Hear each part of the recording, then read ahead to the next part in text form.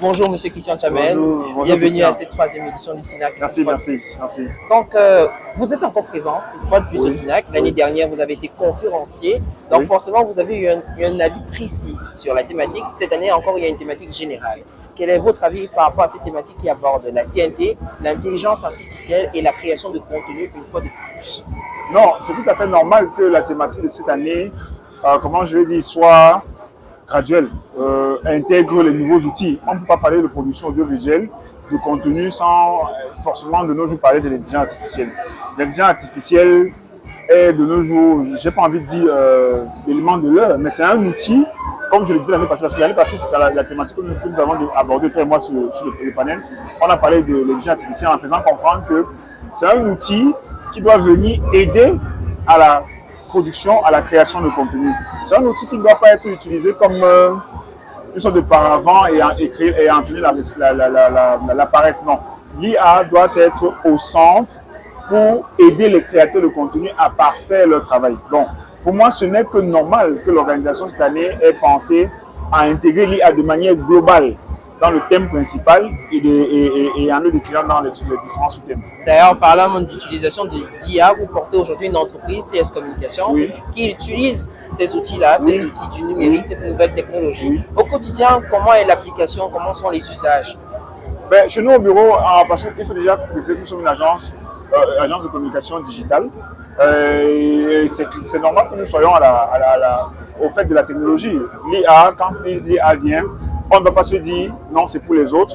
On doit plutôt se dire, et j'étais l'un des premiers à le dire, à faire mention de ça, on doit utiliser l'intelligence artificielle pour déjà combler le gap qu'il y a entre les pays africains et les pays européens.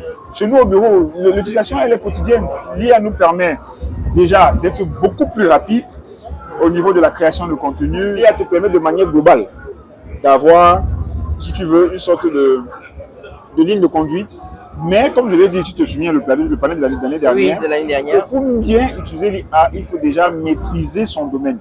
Parce que si tu ne maîtrises pas ton domaine... On parle là de formation. D'ailleurs, ils ont parlé formation révolution numérique. Effectivement. Parce que si tu ne maîtrises pas ton domaine, si tu n'es pas formé déjà dans ton domaine, tu ne pourras pas utiliser l'IA dans son plein potentiel. Oui, effectivement. Donc chez nous, au quotidien, les différents outils d'IA qui existent, prioritairement ChatGPT, Copilot, et Gemini et les autres, sont mis à contribution pour que les équipes puissent être beaucoup plus proactives et pour nous aider aussi à gagner en temps. D'accord. Et comme pour terminer, je le disais à l'entente de mon propos, vous êtes encore là pour cette troisième édition. Quelle est la nouveauté, le déploiement, l'effectif? Comment ça se passe sur le SINAC? Non, je vais être honnête, je ne vais pas faire dans la langue de bois. Oui. La première édition du SINAC, déjà que nous sommes partenaires de bien évidemment, qui organise Sunplus TV et Marabout Production. Nous sommes partenaires, donc c'est normal pour nous d'être présents. La première édition, c'était notre première fois d'assister à un salon. Ça a été plutôt très bien. Les retours ont été très positifs, que ce soit notre déploiement, les contacts qu'on a pu glaner, les marchés qu'on a pu avoir. La seconde édition, pareil.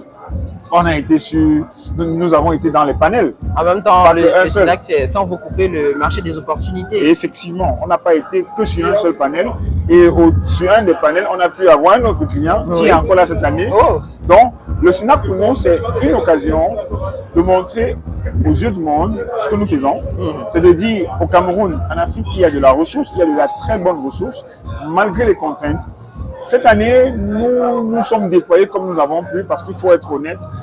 L'année 2024, après le SINAC passé, le dernier SINAC, ça a été très compliqué chez nous. Mais on s'est dit, nous allons venir et faire ce que nous pouvons faire.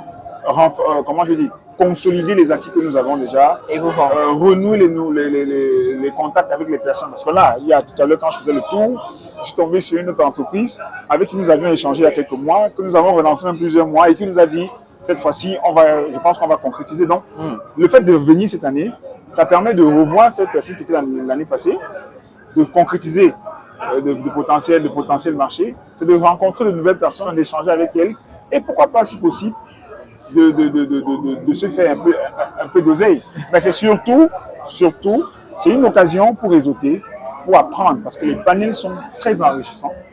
Je ne suis pas là tous les jours parce qu'il y a d'autres occupations, mais mes collaborateurs qui sont là me disent, boss, vraiment, Les retours sont appréciables. Et c'est ce qu'on demande. C'est ce qu'on demande. L'année passée, quand nous étions sur le panel, à la fin, je demandais toujours à ceux qui étaient là, est-ce que vous avez appris quelque chose? Est-ce que vous avez obtenu quelque chose?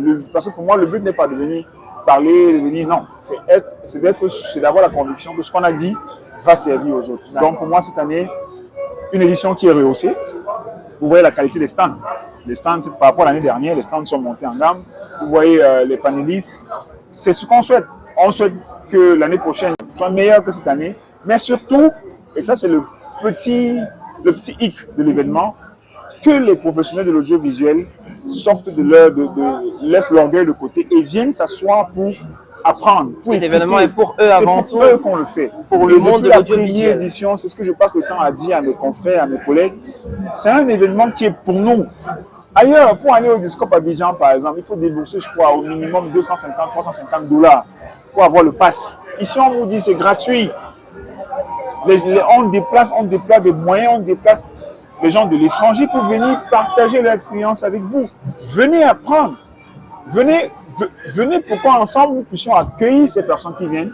Elles ont besoin de savoir que les personnes à qui, quand elles viennent, les connaissances qu'elles viennent distiller vont servir. Mais quand vous n'êtes pas là, c'est comme si l'organisation... C'est une perte de temps. C'est une perte de temps. Et moi, c'est ce que je reproche. Mais nous, à notre niveau, nous allons continuer de, comment je vais dire, battre campagne pendant l'événement, après l'événement et pour le prochain événement, oui, pour que ça fasse écho, qu'il y ait beaucoup plus de monde et qu'à la fin, le SINAC soit positionné comme l'événement de référence pour la production audiovisuelle en Afrique.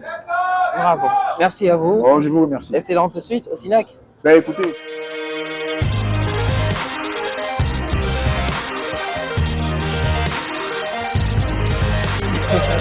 Merci beaucoup. C'est bon.